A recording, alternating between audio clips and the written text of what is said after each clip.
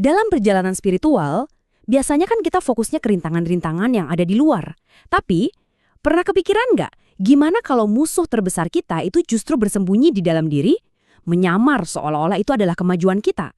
Nah, yuk kita bongkar bareng-bareng jebakan ego spiritual yang sering banget nggak kelihatan ini. Jadi, apa sih sebenarnya bahaya yang paling besar di jalan spiritual? Apakah godaan duniawi? Atau mungkin rintangan dari orang lain?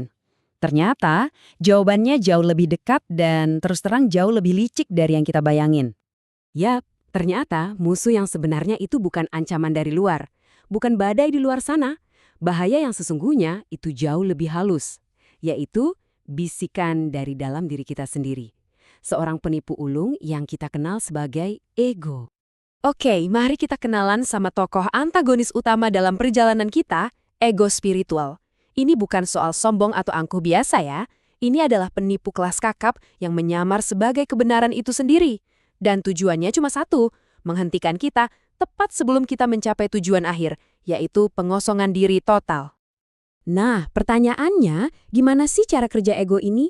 Yuk kita selami lebih dalam lagi, gimana dia bisa jadi rintangan terbesar dalam perjalanan spiritual kita. Nah, begini cara ego beroperasi. Dia nggak menyerang frontal, tapi dia membisikkan kata-kata manis yang bikin kita terlena.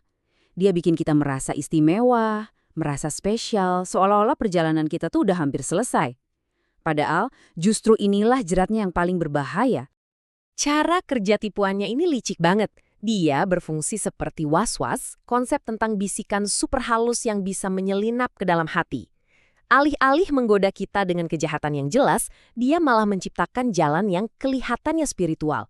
Padahal itu cuma lingkaran ego yang baru yang lebih tersembunyi.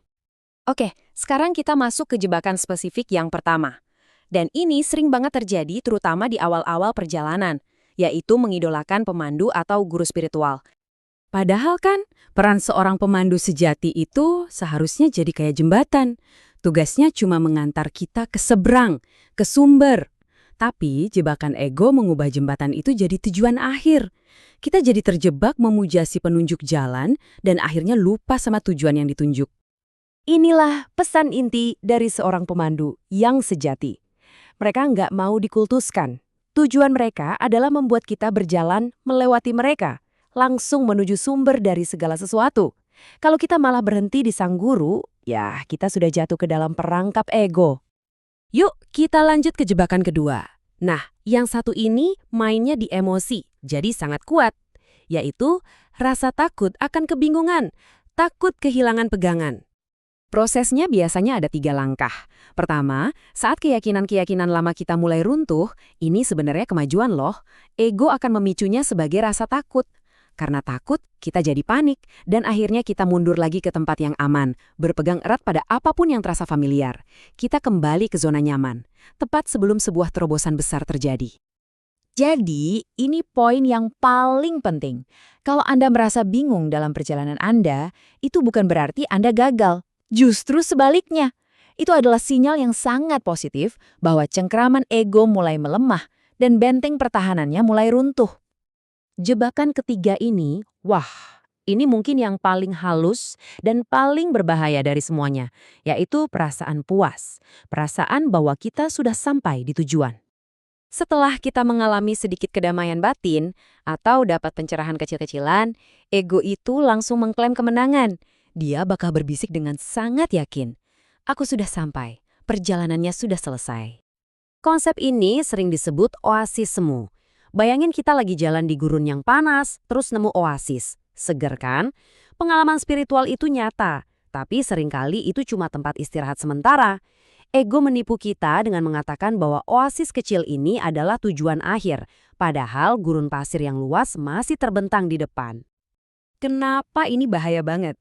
Ya, karena saat kita merasa sudah sampai, kita berhenti mencari. Rasa haus akan kebenaran yang sejati itu hilang.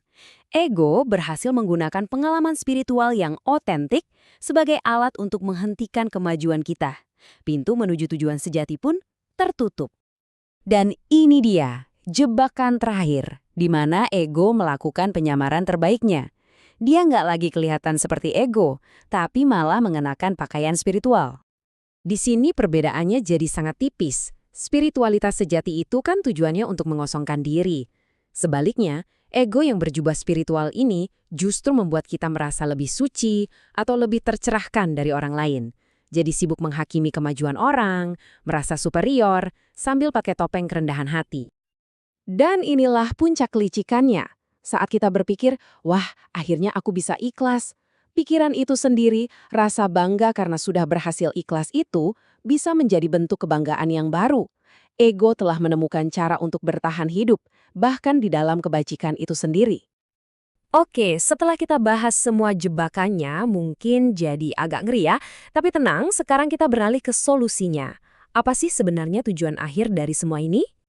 Pertanyaannya sekarang, gimana dong caranya kita bisa melewati semua jebakan ini dengan selamat?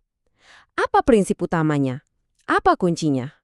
Dan inilah kuncinya. Sebuah pergeseran cara pandang yang total. Ternyata, perjalanan spiritual itu bukanlah tentang mengumpulkan pengetahuan, pengalaman, atau status. Justru sebaliknya. Ini adalah tentang melepaskan, mengurangi, dan mengosongkan. Dengan pemahaman baru ini, kita bisa membingkai ulang setiap jebakan. Mengidolakan guru jadi pengingat untuk terus berjalan menuju sumber. Rasa bingung jadi bukti kemajuan. Perasaan sudah sampai jadi alarm untuk mencari lebih dalam lagi. Jadi setiap jebakan sebenarnya adalah sebuah peluang. Jadi, inilah pemikiran akhirnya. Jebakan ego itu bukan sesuatu untuk ditakuti. Anggaplah setiap jebakan itu sebagai sebuah undangan. Ya, undangan untuk melepaskan satu lapisan lagi dari diri kita, untuk menjadi sedikit lebih kosong, dan dengan begitu menjadi selangkah lebih dekat pada tujuan kita yang sejati.